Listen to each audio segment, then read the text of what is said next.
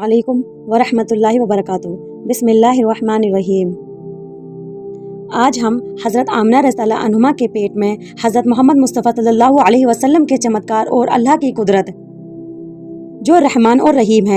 आज हम एक ऐसे वाक़े पर बात करेंगे जो हमारे ईमान को मजबूत कर देता है। ये वो वाक़या है जब हज़रत आमना रज़ियल्लाहु अन्हुमा के पेट में हमारे प्यारे नबी करीम सल्लल्लाहु अलैहि वसल्लम थे।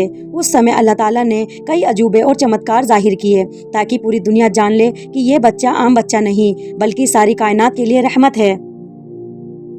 हज़रत आमना रज़ियल्लाहु अन्हुमा जब भी कुएं से पानी भरने जाती तो अल्लाह ताला के हुक्म से पानी खुद ब खुद ऊपर आ जाता। हज़रत आमना रज़ियल्लाहु अन्हुमा कहती, मैं हैरान थी कि आखिर ये सब मेरे साथ ऐसा क्यों हो रहा है। जब जमजम के कुएं के पास पहुंचती तो नीचे कुएं का पानी अपने आप ऊपर आने लगता और बिल्कुल मुंडेर तक आ जाता और मैं अपने हाथ से पानी की मुश्क भर लेती।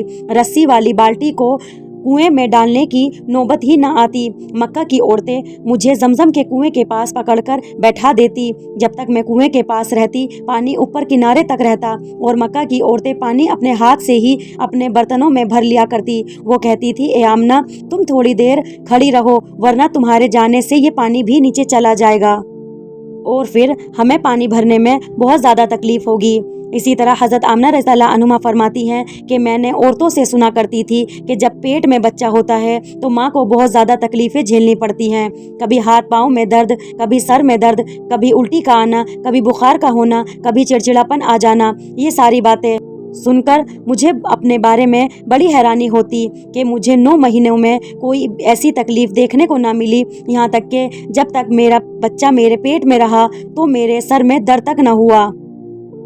जब नबी करीम सल्लल्लाहु अलैहि वसल्लम हज़रत आमना रज़ियल्लाहु अन्हुमा के पेट में थे तो उनके बदन से एक ख़ास रोशनी निकलती। उस नूर से शाम सीरिया के महल तक जगमगा उठे।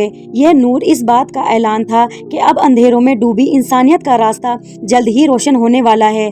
जब भी हज़रत आमना रज़ियल्लाहु अन्हुमा सफ़र करती तो जानवर उनके आसपास अजीब सुकून महसूस करते। कुछ जानवर झुककर जैसे सलाम करते। यह अल्लाह की कुदरत थी क्योंकि उनके पेट में वही शख्सियत थी जिसकी ताज़ीम सारी मखलूक करती।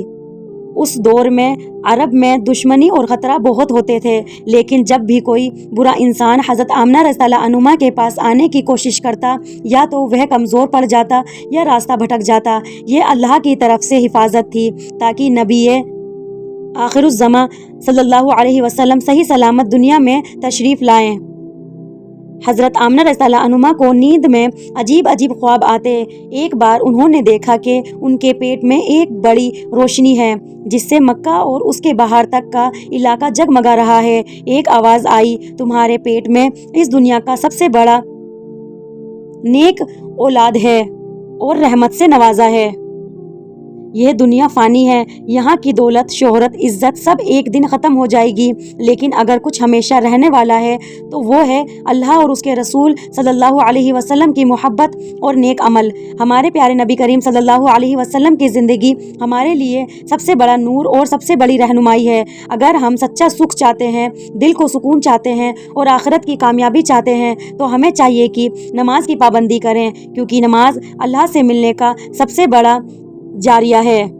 रसूल सल्लल्लाहु अलैहि वसल्लम की सुन्नत को अपनाएं, यही हमें दुनिया और आखिरत दोनों में सर उठाकर चलना सिखाती है। दुनियावी मोहब्बत को दिल से निकालकर अल्लाह और उसके रसूल सल्लल्लाहु अलैहि वसल्लम की मोहब्बत को सबसे ऊपर रखें।